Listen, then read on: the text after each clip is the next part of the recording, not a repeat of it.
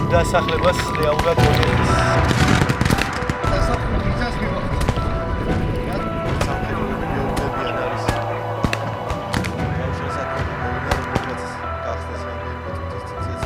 Ми продовжуємо виконувати наказ тримати оборону. Забираемся на крыши и даем оборону.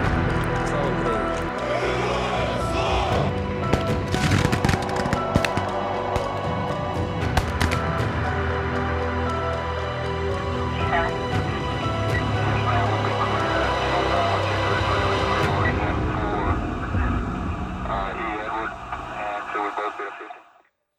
გამარჯობა, დღეს კვირაა და ტრადიციულად 20 საათსა და 30 წუთზე ეთერშია სამხედრო ანალიტიკური გადაცემა ვემსახურები საქართველოს, მე კი მისი ავტორი და წამყვანი გიორგი წეროძე ვარ. ვლადიმერ პუტინი მესამე მსოფლიო ომის რისკებზე ალაპარაკდა რუსეთის ფედერაციის პრეზიდენტმა ტრადიციულად სიტუაციის გამწვავებაში კოლექტიური დასავლეთი და მისი ოპონენტები დაადანაშაულა და განაცხადა, რომ იმ შემთხვევაში თუ დასავლეთი იქნება მზად რუსეთის ფედერაცია მზად არის, რომ აწარმოოს მოლაპარაკებები ოღონდ არა რუსეთის ფედერაციის ინტერესების სასარგებლოდ. რა ხდება დღეს თანამედროვე სამყაროში, რა ასე ვთქვათ, ძვრები არის უკრაინის სხვადასხვა ფრონტზე, ამ საკითხებს უკვე სტუმართან ერთად განვიხილავთ. ჩვენი სტუმარია სამხედრო მიმომხილველი გიგა ინაშვილი. გიგა, მადლობა, რომ დღეს ხართ ჩვენთან ერთად. მოგესალმებით. გიგა, მოკლედ შევაჯამოთ 2024 წელი, რომელიც იყო საკმაოდ ექსცენტრიული, კონკრეტულად უკრაინას გულისხმობდა, იყო ასე ვთქვათ, რამდენიმე ისეთი ოპერაცია, რომელიც ალბათ მომავალში უკვე შევა სამხედრო სახელმძღვანელოებში. როგორი იყო უკრაინისთვის 2024 წელი და როგორ სრულდება ის ამ ეტაპზე ფრონტის სხვადასხვა მონაკვეთზე? 2024 წელი საკმაოდ მრავალფეროვანი იყო რუსეთ-უკრაინის ომში, როგორც ცალკე აღებული საბრძოლო ოპერაციების წარმოების კუთხით რო ავიღოთ და განვიხილოთ და ძალიან საინტერესო იყო ასევე სამხედრო ტექნოლოგიების, ზოგადად ტექნიკისა და ტექნოლოგიების განვითარების კუთხით რა ასე ვთქვათ, რა პროცესები მიდიოდა ორივე მხარეს, კონკრეტულად აი შეიარაღების მოდერნიზაცია, ახალი სისტემების გამოჩენა და მათი ზემოქმედება და ზეგავლენა, რომ მივიხილოთ ბრძოლის ველზე. რამდენიმე ასე ვთქვათ, თვითონ ოპერაციებსაც შეეხება, რამდენიმე მნიშვნელოვანი ოპერატიული დონის, ასე ვთქვათ, ოპერაციები განხორციელდა და მიმდინარეობს ამ მომენტამდე. ყველაზე ისეთი, რაც წლის დასაწყისიდან, სადღაც უფრო წლის დასაწყისიდან არა წლის შუა პერიოდში, სადღაც გაზაფხულის დასაწყისიდან დაიწყო რუსეთმა, ეს იყო ხარკოვის მიმართულებაზე საკმაოდ სერიოზული შეტევითი ოპერაცია, ხარკოვის ჩრდილო-აღმოსავლეთ მიმართულებაზე. ვოლჩანსკის მიმართულებას გულისხმობ. კი, ვოლჩანსკის მიმართულებაზე მოხსნა საუბარი, სადაც მაინც და მაინც სერიოზულ წარმატებას რუსულმა ძალებმა ვერ მიაღწიეს, იმიტომ რომ თვითონ აქ შემტევი რუსული ძალები არ აღემატებოდა აქ არსებულ უკრაინულ ძალებს სიტყვაზე საერთო საბრძოლო პოტენციალით, იმდენად რომ სერიოზული გარღვევითი ოპერაციის წარმოება მომხდარიყო, უბრალოდ აქ მათი ასე ვთქვათ ამოცანა იყო, რომ რუსული სამანევრო ნაწილები წაწეულიყვნენ წინ, შესაბამისად მათი საცეცხლე უზრუნველყოფი საშუალებები, ლულიანი და რეაქტიული არტილერია წაწეულიყო შედარებით წინ უკრაინის ტერიტორიისკენ და ქალაქ ხარკოვზე ხარკოვში და ხარკოვის გარშემო არსებულ სხვადასხვა სამხედრო სამრეწველო ობიექტებზე მომხდარიყო მუდმივი საარტილერიო დამუშავება. თვითონ შორსმსროლელი რეაქტიული რაკეტებით, S-3 სისტემებით და ტაქტიკური ბალისტიკური რაკეტებით კი ბომბავენ სხვადასხვა ობიექტებს, მაგრამ ეს საკმარისი არ იყო მათთვის. მუდმივი საარტილერიო დამუშავების ქვეშ უნდათ აქ არსებული ინფრასტრუქტურა, თუმცა რუსებს ეს შეტევა არ გამოუვიდათ და უკვე აგვისტოდან იწყება ეს ცნობილი კურსკის ოპერაცია უკრაინელების მიერ, რომელიც ფაქტიურად ეხლაც მიმდინარეობს. კურსკში შეიჭრა რამდენიმე უკრაინული მოტორიზებული ბრიგადა, საკმაოდ ისეთი სწრაფად წაიწიეს წინ, პირველ ეტაპზე დაიკავეს ქალაქი სუჯა და სუჯა იქცა პირველ დღეებში, პირველ კვირებში ერთგვარ საყრდენ, ასე ვთქვათ, ოპერატიული დონის საყრდენ პუნქტად მოგვევლინა, საიდანაც შეტევა სამი, ასე ვთქვათ, მიმართულებით გავრცელდა. პირველად პირველი დღეების, პირველი კვირების განმავლობაში საუბარი იყო უკრაინელების ძირითად სამიზნედ შეიძლება ყოფილიყო ეს კურსკის კურჩატოვის ატომური რეაქტორი, რომელსაც ასევე საყრდენად გამოიყენებდნენ და სამხედრო პოლიტიკური ვაჭრობებისთვის, თუმცა ის ძალები, რაც აქ იყო შეყვანილი უკრაინელების მხრიდან, ვერ იყო თავიდანვე და შემდეგშიც, რა თქმა უნდა, ვერ იყო იმ რაოდენობის და იმ, ასე ვთქვათ, საბრძოლო პოტენციალის, რომ კურჩატოვის რეაქტორამდე არსებული სივრცე სრულად აეთვისებინა. უკრაინელებმა აითვისეს სადღაც 30 კილომეტრი, 40 კილომეტრზე სივრცე, ეს არის რამდენიმე ბრიგადის სამოქმედო სივრცე რეალურად და მათი შეტევა მეტნაკლებად გაჩერდა იქ, სადაც მთავრდება ეს სუჯადან კურჩატოვის რეაქტორამდე არსებული დასახლებული პუნქტები, რამდენიმე მთავრდება ძირითადი ნაწილი დასახლებული პუნქტების და იწყება გაშლილი სივრცეები, სადაც საკმაოდ რთული არის აქ ესეთი წარმატებული შეტევითი ოპერაციების წარმოება. პლუს ამას რუსებმა მეტნაკლებად მოასწრეს, რომ ამ მიმართულებით მეორე ხარისხოვანი ძალები, მათ შორის ის ძალები, რომელიც ხერსონის და ყირიმის მიმართულებით ყავდათ, გადმოესროლათ და ასე თუ ისე გააჩერეს უკრაინული შეტევა. პლუს ამას მოასწრეს მთელი რიგი, ასე ვთქვათ, დასახლებული პუნქტების მიმართულებაზე საკმაოდ სერიოზული საფორტიფიკაციო ნაგებობების აშენება და საყრდენი პუნქტების მოწყობა. შესაბამისად, უკრაინელების მიერ თავდაპირველად დაკავებული ტერიტორიის სადღაცა ნახევარს აკონტროლებენ ახლა კურსკის მიმართულებაზე, თუმცა რა თქმა უნდა, სრულად რუსულმა ძალებმა მათი გამოდევნა ვერ მოახერხეს, იმიტომ რომ საფორტიფიკაციო ნაგებობების ზოგადად და აშენებას და ქალაქებში დასახლებულ პუნქტებში გამაგრებას უკრაინულმა ძალებმაც რა თქმა უნდა მოასწრეს და ის ტერიტორიები დატოვეს უკრაინელებმა, სადაც ხანგრძლივი თავდაცვითი ოპერაციების წარმოება არის გართულებული. ანუ აქ საუბარი არის ძირითადად გაშლილ ადგილებზე, აქ მინდვრები და ხელოვნური ტყის საფარები და ასე შემდეგ. გარდა ამისა, ჩვენ ნახეთ უკრაინის აღმოსავლეთით, კონკრეტულად დონეცკის მიმართულებაზე რუსული აქტიურობა, ავდეევკა, რომელსაც საკმაოდ დიდი ხნის განმავლობაში უტევდნენ რუსული ქვედანაყოფები, უგლედარი, რომელსაც ასევე თვეების განმავლობაში უტევდნენ რუსული ქვედანაყოფები, მათ საბოლოოდ შეძლეს და ამ მიმართულებაზე გარკვეულ წარმატებას მიაღწიეს. ახლა მიმდინარეობს პაკროვსკის მიმართულებაზე მუშაობა, სადაც ჩემი აზრით მთავარი სამიზნე არის ქალაქი ნიკოპილი, რომელიც არის ერთგვარი ლოჯისტიკური კვანძი უკრაინული არმიისთვის აღმოსავლეთ მიმართულებაზე. აქ რა ხდებოდა, ასე ვთქვათ, წლის განმავლობაში და შენი შეფასებით რატომ ვერ მოხერხდა იგივე უგლედარის ან ავდეევკის ბოლომდე დაცვა და იმ პოზიციების შენარჩუნება, რომელიც წლის დასაწყისში ჰქონდა უკრაინულ არმიას? დიახ, 2024 წლისთვის გამოიკვეთა ორი ძირითადი მიმართულება, ბრძოლების ერთი, როგორც თქვი, მოკლედ ეს კურსკის მიმართულება და ეს პოკროვსკის მიმართულება, სადაც ფაქტიურად დღეს არსებული მონაცემებით ყველაზე ესეთი დიდი დანაკარგები განიცადა რუსეთის შეიარაღებულმა ძალებმა და რამდენიმე ასეულამდე არის მხოლოდ ტანკების დანაკარგი ამ მიმართულებაზე. მოკლედ ეს არის მიმართულება, რომელიც ჯერ კიდევ ომამდე კარგად იყო გამაგრებული უკრაინული ნაწილების მიერ, იმიტომ რომ პრაქტიკულად სტრატეგიული მნიშვნელობა აქვს ამ მიმართულებას აღმოსავლეთ უკრაინის მიმართულებით თავდაცვითი ოპერაციების წარმოებისთვის, ამიტომ უკრაინელები ძალებს არიშურებენ. მის დასაცავად ეს ადგილი საკმაოდ ისეთი ხშირად გაჯერებული არის, მოკლედ პატარა სოფლებით, დასახლებული პუნქტებით, დაბებით და ქალაქებით, სადაც ბეტონის კორპუსებია, რა თქმა უნდა, ამ პატარ-პატარა ქალაქებში დიდი რაოდენობით.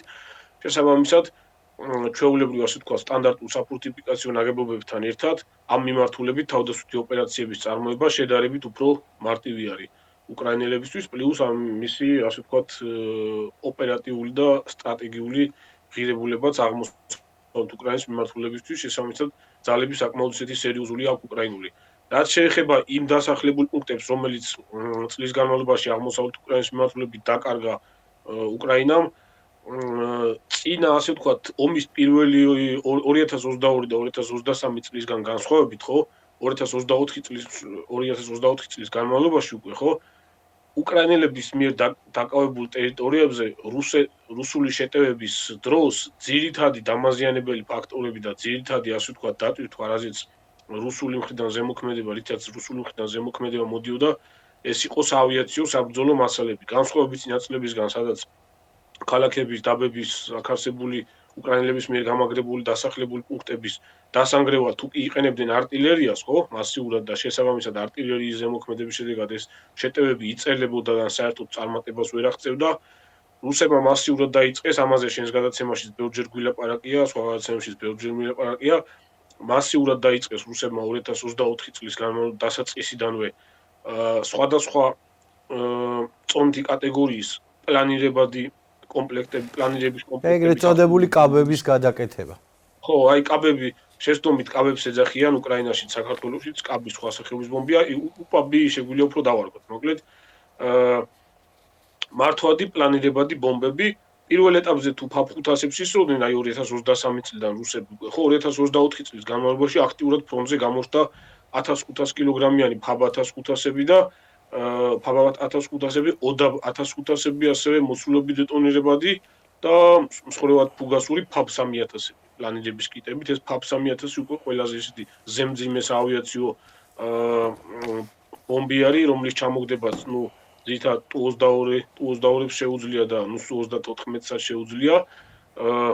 და ამ ზემძიმე ბომბებით დროის ძალიან მოკლე მონაკვეთში რუსების მხრიდან შესაძლებელი გახდა უკრაინელების მიერ დაცული საფორტიფიკაციო ნაგებობებით გამაგრებული და თვითონ შენობებში გამაგრებული ასე ვთქვათ, ცოცხალი ძალის დიდი სწრაფი განადგურება. მათ შორის ქალაქებშიც, ანუ დასახლებულ პუნქტებშიც, იმ მონაკვეთებში. ძირითადად აქ რა ხდება, იმის გამო რომ გაშლილი რელიეფი არის, ხო? ამთაგორიანი რელიეფი არ არის, ძირითადი საყრდენი პუნქტები აქ არის ქალაქებში არსებული ბეტონის კორპუსები და საბრძოლო მოქმედებების წარმოება და განვითარება ხდება ამ ქალაქების განლაგების მიხედვით და ქალაქების დამაკავშირებელი ტრასებისა და რკინიგზების მიხედვით, რკინიგზის ხაზების მიხედვით. შესაბამისად, ის ბეტონის საყრდენი პუნქტები ქალაქებში საკმაოდ სწრაფად ხდებოდა მათი განადგურება რუსული ავიაციის მიერ, განსხვავებით წინა წლებისგან, როგორც თქვით ეღანაც, რომ ფაქტობრივად წინა, ასე ვთქვათ, პირველი 2 წლისგან განსხვავებით რუსული არმიის, ასე ვთქვათ, რუსული საჰაერო ძალების ეფექტურობა არ იყო ისეთი მაღალი, ვიდრე ბევრი მოველოდა და მოველოდით. ეს იმის გამო, რომ უკრაინას დიდი რაოდენობით ჰაერსაწინააღმდეგო სისტემები ყავდა და ფაქტიურად რუსული ბომბდამშენი ავიაცია, რომელსაც მასირებული, ასე ვთქვათ, საბომბე დარტყმების მიყენება შეეძლო უკრაინულ პოზიციებზე და სწრაფი წარმატების უზრუნველყოფა, ვერ შედიოდა ტაქტიკურ სივრცეებში, ტაქტიკურ სიღრმეებში, ვერ შედიოდა და ჩვეულებრივად თავისუფლად ვარდნადი ჩვეულებრივი ბომბებით მასიური დამუშავება ვერ ხდებოდა რუსული ავიაციის მხრიდან. ყველას გახსოვთ კარგად კადრები, იგივე რუსული ვერტმფრენები ჩამოგდების შორი მანძილებიდან, დაბალი სიმაღლიდან შორი მანძილებიდან როგორ ისროდნენ და დღემდე ასე მუშაობენ. კაბრირებით შორიდან. კაბრირებით ხო, ნურსებს, S8 ტიპის ნურსებს და თვითმფრინავებს რაც შეეხება Su-25-ებს და Su-34-ებს, ხო, ომის დაწყების პირველ დღეებში უდიდესი იყო მათი დანაკარგები, იმიტომ რომ პირდაპირ უკრაინული პოზიციების თავზე უწევდა შეფრენა და ჩვეულებრივი ბომბების ჩამოყრა, ხო? და რუსები შემდეგ კვირებიდან, შემდეგი თვეებიდან ასე ვთქვათ, გაჩერდნენ ფაქტიურად და ავიაციის მუშაობა, თვითონ საფრონტო ბომბდამშენი და მოიერიში ავიაციის საერთო ეფექტურობა მინიმუმამდე იყო ჩამოსული და მეტნაკლებად მუშაობდნენ უფრო ვერტმფრენები დაბალ სიმაღლეებზე, ხო? უკვე შეიარაღებაში, რუსების შეიარაღებაში ისეთი საბრძოლო მასალების გამოჩენამ, როგორიც იყო კიტებით ფრენის, ასე ვთქვათ, პლანირებადი კიტებით აღჭურვილი 1500-იანი და 3000-იანი ფაბების გამოჩენამ დააბრუნა ბრძოლის ველზე რუსული ავიაცია და საშუალება მისცა რუსულ ავიაციას ეკეთებინა ფრონტზე ისეთი, ასე ვთქვათ, ის ეფექტი დაედო, რასაც აქამდე დასავლური ავიაცია აკეთებდა შორი მანძილებიდან პლანირებადი ზუსტი დამბიზნების ბომბებით. შესაბამისად, რუსული მხრიდან სახმელეთო ოპერაციების წარმატების შანსები მკვეთრად გაიზარდა და ამას მოყვა სწორედ ეს რამდენიმე მნიშვნელოვანი დასახლებული პუნქტის იმაზე უფრო სწრაფი დაკარგვა, ვიდრე ბევრი ელოდებოდა რა. გიგა, შენ ახსენე ტექნოლოგიები და ჩვენ ასე ვთქვათ ვნახეთ საზოგადოება ელოდებოდა გარკვეული პერიოდის განმავლობაში ავიაციას, რომელიც უკრაინისთვის უნდა გადაეცათ მოკავშირეებს F-16-ებს გულისხმობ, რომლებიც ჩანამ ბრძოლის ველზე, თუმცა არა ისე აქტიურად, როგორი მოლოდინიც იყო. თუმცა ჩვენ ვნახეთ ასე ვთქვათ დრონები და დრონების მიერ წარმოებული ომი ტრის სიღრმეებში, მაგალითად ან გუშინწინ უკრაინულმა ქვედანაყოფმა მე-14 პოლკმა დაბომბა ქალაქი ყაზანი. ვნახეთ, რომ მანამდე დაიბომბა გროზნო. ეს ყველაფერი არის საკმაოდ შორს ფრონტიდან 1000-1500 ზოგჯერ 3000 კილომეტრზეც. რა შეიცვალა, ასე ვთქვათ, ტექნოლოგიურად დღეს ომის წარმოებაში და რატომ ვერ შეძლეს მაგალითად იმ საქმის გაკეთება F-16-ებმა, რასაც დღეს აკეთებს თანამედროვე დრონები, მათ შორის უკრაინული წარმოებისაც? ну, თავდაპირველადვე აი F-16-ებზე დაიწყო საუბარი, ზოგადად ბევრჯერ მithქვია მაშინას და ეხლაც იგივეს გავიმეორებ, მოკლედ რომ შევაჯამოთ. ზედმეტი მოლოდინების დამყარება F-16-ებზე არის, ეს ცოტა სხვა თვითმფრინავები რო იყოს კონკრეტული კომპლექტაციის, საბრძოლო მასალების კომპლექტაციით, ეს სხვანაირად შეიძლებოდა შეფასება კონკრეტულად F-16-ებზე. იმაზე მეტი მოლოდინების დამყარება არც ღირდა და არც ღირს, ვიდრე ის რაც არის, ასე ვთქვათ, რეალობა და რაც აკეთებს დღესდღეობით ფრონტზე. F-16-ების ამ ეტაპზე ამ მცირე რაოდენობის მაქსიმუმი არის ის, რომ უკრაინელები იყენებენ საჰაერო თავდაცვის ერთ-ერთი კომპონენტის როლში, ანუ გამანადგურებელ გზაგადამჭრელად, რომელიც საკმაოდ ეფექტურად აგდებს რუსულ შაჰედის ტიპის დრონებს, სხვადასხვა სადაზვერვო დრონებს და ფთოსან რაკეტებსაც. განსაკუთრებით აი ბოლო პერიოდში უკრაინელმა პილოტებმა ასე ვთქვათ აითვისეს კარგად ფთოსანი რაკეტების და შაჰედის ტიპის კამიკაძე დრონების ჩამოყრა. თვითონ თვითმფრინავები F-16-ები მცირე რაოდენობა არის, ამ ეტაპზე სადღაცა 12 ან 18 ერთეული უნდა ყავდეთ, პირველ ეტაპზე 6 ცალი გამოჩნდა და ამ 6 ცალს არ იყენებდნენ ბომბდამშვენების კონფიგურაციაში. ანუ სახმელეთო მიზნების დასაბომბად ნაკლებად, ასე ვთქვათ, დღემდე არ იყენებენ ამ F-16-ებს, ფაქტიურად არ გამოჩენილა, არ დაფიქსირებულა მათი მხრიდან რაღაცა ჯეიდამის ტიპის ბომბების ჩამოყრა და ისევ, ასე ვთქვათ, საჰაერო თავდაცვის როლში იყენებენ აი დიდი სარაკეტო შეტევები, როგორც კი ასე ვთქვათ, ახლოვდება რადიოლოკაციური სადგურებით ადრეული აღმოჩენის სადაზვერვო სისტემებით ნატოს თანამგზავრო სისტემებით, როცა ხდება დაფიქსირება, რომ აფრინდა რუსული სტრატეგიული ბომბდამშვენები გააქტიურდნენ შაჰედების გამშვები ქვედანაყოფები, ხდება აფრენა ამ F-16-ების და შემხედრ კურსებზე ხდება გადაჭერა დრონების და ფთოსანი რაკეტების გარკვეული რაოდენობის, ანუ იმ კონკრეტული დრონების და რაკეტების, რომელსაც საერთაშორისო თავდაცვის სისტემის ელემენტები ვერ აგდებენ ან მათი მოქმედების ზონის გარეთ არის. ნუ ამ ეტაპზე ეს არის ამ თვითმფრინავის მაქსიმუმი. რაც შეეხება დრონები რო ახსენე და სტრატეგიულ სიღრმეებში მოქმედება.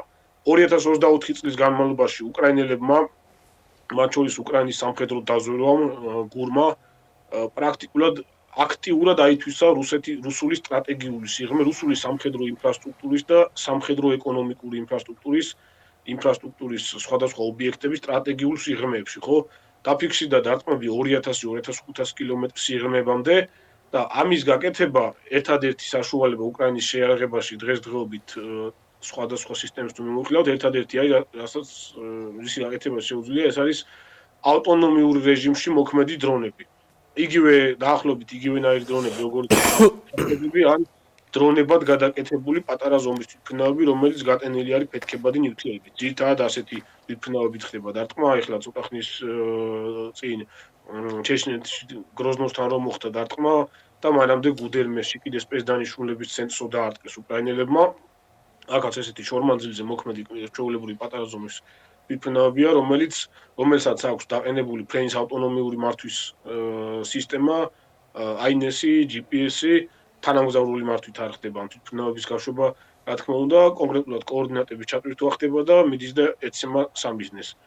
ի პრინციპი იგივეა, რაც ჩვეულებრივ ბარაჟირება შორმანძილზე მოქმედ დრონებზე, როგორც ეს ჰაროპებია სიტყვაზე ის არის წარმოების, ან ის ირანული შაჰიდები.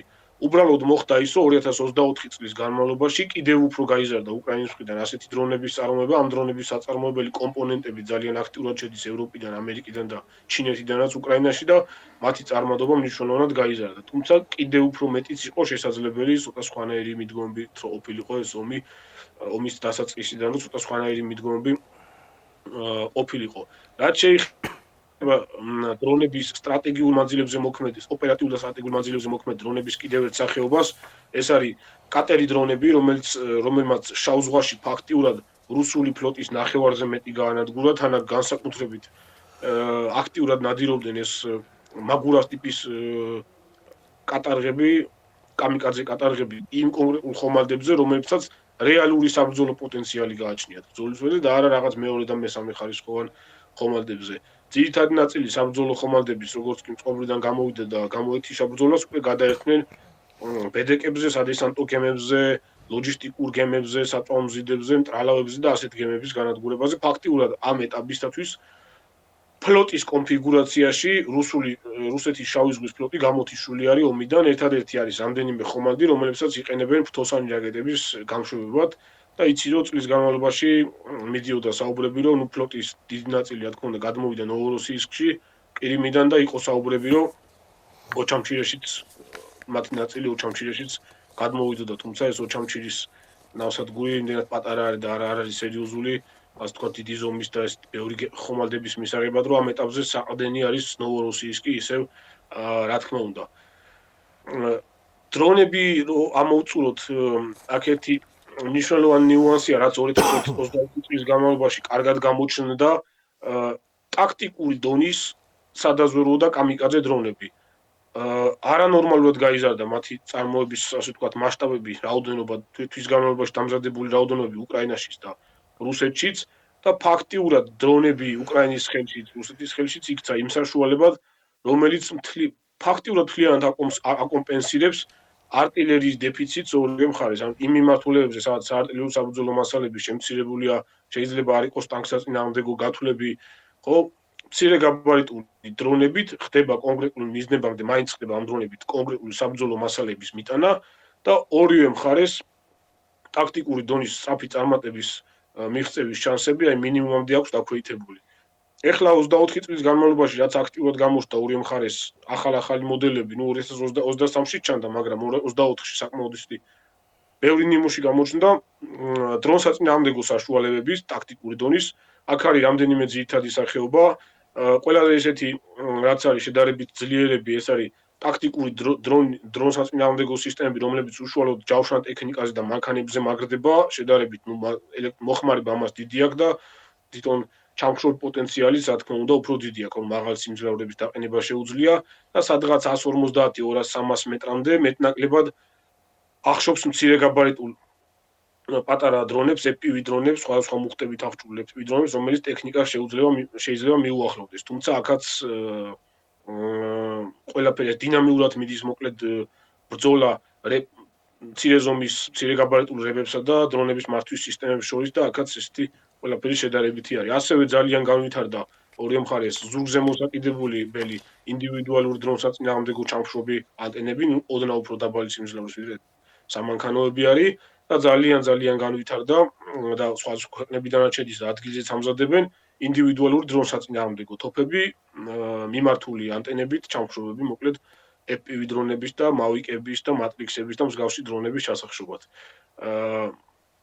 ასევე საწყის ეტაპზე ორივე მხარეს ასევე აქტიურად გამოჩნდა ჩვეულებრივი 12 კალიბრიანი პომპები და ნახევრად ავტომატური თოფები, რომლებიდანაც საფანტებსაც და სპეციალურ, ასე ვთქვათ, დრონსაწინააღმდეგო ვაზნებს, რომელსაც სხვა კომპანიები აწარმოებენ, იყენებენ ამ პატარა სანგრებისკენ და პოზიციებისკენ და ტექნიკისკენ ფრენ პატარა დრონების ჩამოსაგდებად და საკმაოდ ისეთი კარგი ეფექტურობა აჩვენა ამ აქტიური ზემოქმედების საშუალებამაც, როგორც არის საფანტის თოფები, ახლო მანძილებზე საკმაოდ კარგად შეიძლება დრონების ჩამოყრა და 2024 წლის განმავლობაში რუსებმაც და უკრაინელებმა ძალიან ისეთი ბევრი პომპა და ნახევრად ავტომატური 12 კალიბრიანი თოფი მიიღეს შეიარაღებაზე.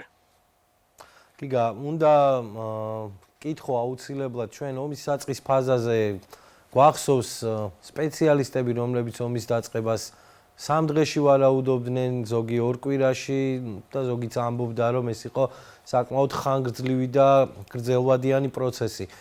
ჩვენ ვხედავთ, რომ უკვე 3 წელია მიმდინარეობს ეს ომი და ჯერ კიდევ არ უჩანს დასასრული, თუმცა არის მოლოდინები, რომ ის შესაძლოა 2025 წელს გადავიდეს, ასე ვთქვათ, დასკვნით ფაზაში და ამ ყველაფერში მნიშვნელოვანი და ბოლოს სიტყვის მთქმელი იქნება ის დასავლური დახმარება, რომელსაც იღებს უკრაინა და რომელიც უნდა მიიღოს გრძელვადიან პერსპექტივაში უკრაინამ. მათ შორის ბევრი რამეა დამოკიდებული ამერიკის ახალ ადმინისტრაციაზე, რომელიც მუშაობას შემდეგი წლიდან შეუდგება და გარდა ამისა ბევრი რამეა დამოკიდებული იმ სიტუაციაზე, რომელიც ზოგადად ჩვენს რეგიონში ამ წუთებში მიმდინარეობს.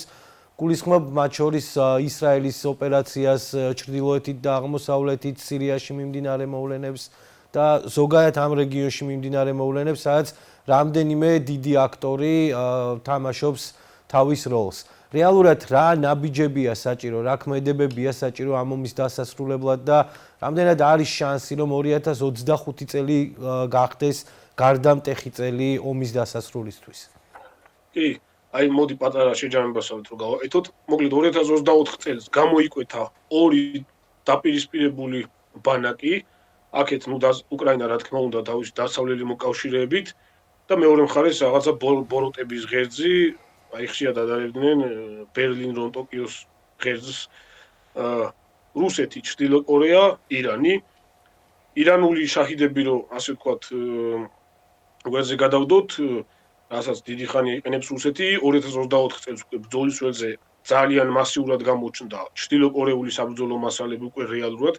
ახლა უკვე ბოლო თვეებში და ბოლო კვირებში აქტიურად ჩანს უშუალოდ საარტილერიო სისტემებიც კი, აი დღესაც გავრცელდა დღეს და წინა დღეებში კოქსანის ტიპის ქვემეხების ახალი პარტიები ჩრდილო კორეიდან ჩატანილი და ბალისტიკურ რაკეტებს კაინ-23-ებს და უკვე აი კაინ-15-ებიც დაფიქსირდა უკვე ამებსაც აწვდის უკვე დიდი ხანია ჩრდილო კორეა. მოკლედ დაპირისპირებული ბანაკები მეტნაკლებად გამოიკვეთა და ორივე მხარე მიცის ვისთან დაახლოებით რა რესურსების მქონე ძალებთან მოუწევთ ომი. უკრაინაში ომის დასრულების 2 ვარიანტი არის, ერთი სამხედრო გზებით, მეორე პოლიტიკური გადაწყვეტილებით. პოლიტიკურ გადაწყვეტილებებზე ხა მე არ შემიძლია შეფასებები გავაკეთო, იმიტომ რომ ეს ცოტა სხვანაირად ხდება ხოლმე და მომენტალური რაღაც კონკრეტული პოლიტიკურ გადაწყვეტილებას შეუძლია თლიანად შეცვალოს სამხედრო მოცემულობა, მაგრამ სამხედრო კუთხით გამარჯვებას თუ ავიღებთ არც 2024 წელს, რა თქმა უნდა და არც 2025 წელს, თუ გაგრძელდა ეს ომი და შეერთებულმა შტატებმა შეიარაღების მიწოდება განაგრძო, არ დასრულდება ეს ომი არც 2025 წელს, თუ რაღაც სიტყვაზე პოლიტიკური ზავი არ დაიდო. სამხედრო ლოგიკით კიდე 2-3 წელი მაინც გაგრძელდება ეს ომი და ესეც იქნება დამოკიდებული იმაზე, დამატებით რა რესურსების მობილიზაცია შეძლებს ესა თუ ის მხარე. ზოგადად ომის გაჩერება და დაპაუზება და ამოსუნთქვა ალბათ ორივე მხარეს აწყობს, მაგრამ უფრო მეტად უფრო აი რუსეთს აწყობს რა. უკრაინისთვის ომის გაჩერება შეიძლება ძალიან ბევრ ასე ვთქვათ დამატებითი პრობლემის წარმოქმნის მიზეზი გახდეს, შიდა პოლიტიკური პრობლემები, დაძაბულობა და მოკლედ მთელი რიგი ასე ვთქვათ ასპექტები, მაგრამ შეიძლება ომის გაჩერების ერთ-ერთი მიზეზი იყოს ასევე ის, რომ შტატებმა სამხედრო ტექნიკური დახმარება აღარ გააგრძელოს, მაგრამ ამისი შანსები რაღაც საკმაოდ მინიმალური არის. რაღაც არსებულ მდგომარეობას თუ გავითვალისწინებთ, პირიქით შანსები იმისა, რომ კიდევ უფრო სერიოზულად გაიზარდოს შტატებიდან სამხედრო ტექნიკური დახმარება უკრაინისთვის, საკმაოდ მაღალი არის. აი ნახოთ უახლოესი თვეები გვაჩვენებს საით წავა მოვლენები. მადლობა გიგა, მადლობა, დიდი მადლობა. ჩვენი სტუმარი იყო გიგა ინაშვილი, სამხედრო მიმომხილველი.